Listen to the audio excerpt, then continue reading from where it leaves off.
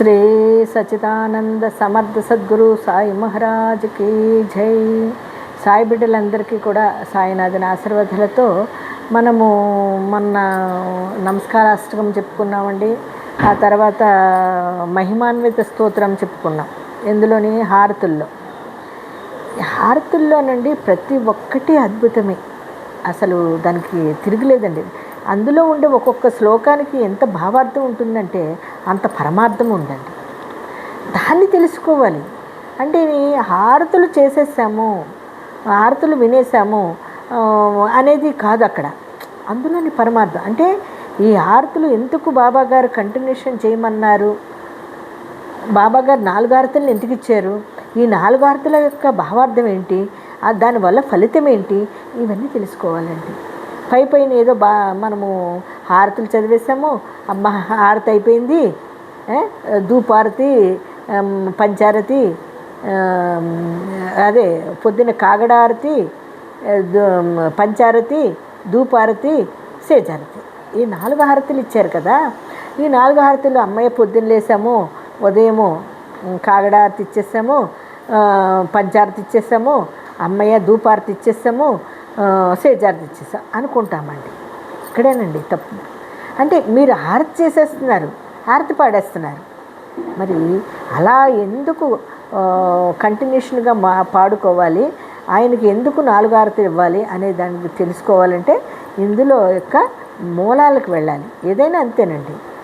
ఇప్పుడు చరిత్ర చదివినా ఏది చదివినా ఆ మూలాల్ని తెలుసుకుంటే అసలు వదలమండి. అదే కదండి, ఏరుంటేనే కదా చెట్టు బాగా పనికొస్తుంది. ఆ ఏరు చచ్చిపోతే ఏమవుతుందండి? అలాగా ఆ ఏరుని బతికించాలి మనం, అంటే మన మూలాలని బతికించాలి. ఆ ఏరు బలాన్ని తెచ్చుకోవాలి.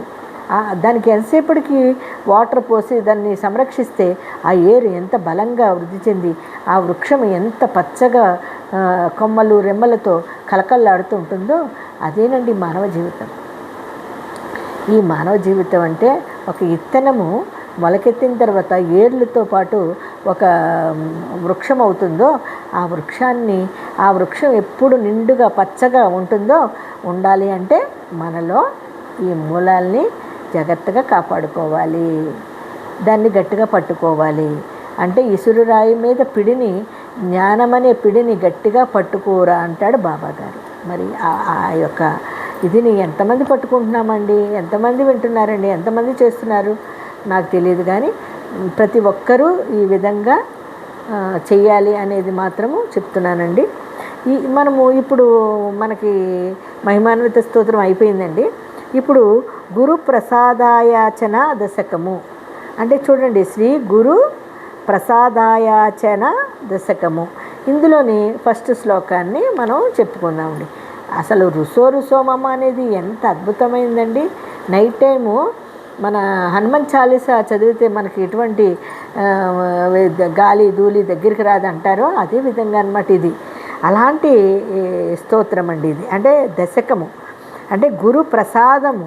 ఇది ఒక రకంగా రుసో మమ్మ ప్రియాంబిక మజవరి పితాహి రుసో మమ్మ ప్రియాంగన ప్రియ సుతాత్మజాహి రుసో భగిన బంధుహి ససుర సాసుభాయి రుసో నా దత్త గురు సాయిమ మజవరి కదిహి రుసో మమ ప్రియాంబిక మజవరి పితాహి రుసో. చూడండి ఇందులో ఎంత గొప్ప భావార్థం ఉందో. నాపై తల్లి, తండ్రి, భార్య, కొడుకులు, బిడ్డలు, అక్కలు, చెల్లెండ్రు, బంధువులు మరియు అత్తమామలు అలిగినను దేవా నీవు మాత్రము నాపై అలుగకు. ఓర్చుకునేదను కానీ వాళ్ళందరూ అలిగితే నేను ఓర్చుకుంటాను, నేను బాధపడను. కానీ దేవా నీవు మాత్రము నా మీద అలిగితే, ఓ దత్తప్రభు, ఓ సాయీశ్వర, ఓ సద్గురుదేవా నీవు అలిగితే మాత్రము నీవు నాకు ఏ మాత్రము దూరమైనా కూడా నేను భరించలేను. కానీ సాయినాథ దత్తగురు నీవు మాత్రము నన్నెప్పుడూ వదలకయ్యా, నాకెప్పుడు దూరం కాకయ్యా, నువ్వు మాత్రం కొంచెం దూరమైన నేను భరించలేనయ్యా అని దీని భావం అండి. రుసో మమ ప్రియాంబికా మధ్యవరి పితాహి రుసో, రుసో మమ ప్రియాంగన ప్రియతో సుతాత్మజాహి రుసో, రుసో భగిన బంధుహి ససుర సాసుభాయి రుసో, నా దత్తగురు సాయిమ మజవరి కదీహి రుసో. కదండి, మనము ఎవరైనా మనం తిట్టుకొనిలే, మన మీద అలిగినీలే, మనకు దూరంగా ఉండేలే, ఏం పర్వాలేదు. మనం నమ్ముకున్న గురుదేవులు మాత్రము మనకి దూరమయ్యాడని తెలిస్తే అస్సలు భరించలేమండి. అది నా వల్ల అయితే కాదండి. నా గురుదేవులు ఎప్పుడూ నాకు దగ్గరగా ఉండాలి అంటే ఏం చేయాలండి? ఆయన పాదాలని మనం ఎప్పుడూ గట్టిగా పట్టుకుని నిరంతరము ఆయన్నే స్మరించుకుంటూ, దేవా నీవు లేనిది నాకు ఇంక ఇవన్నీ అవసరం లేదు అని ఎవరైతే గురు పాదాలను గట్టిగా పట్టుకుంటారో, గురునామాన్ని ఎవరైతే గట్టిగా పట్టుకుంటారో వాళ్ళకి ఆయా గురువుగారు మనల్ని వదిలి ఎక్కడికి వెళ్ళారండి. ఇది ఇంకా రేపు రెండో శ్లోకాన్ని చెప్పుకుందాం. అంతవరకు అందరికీ సాయిరాం.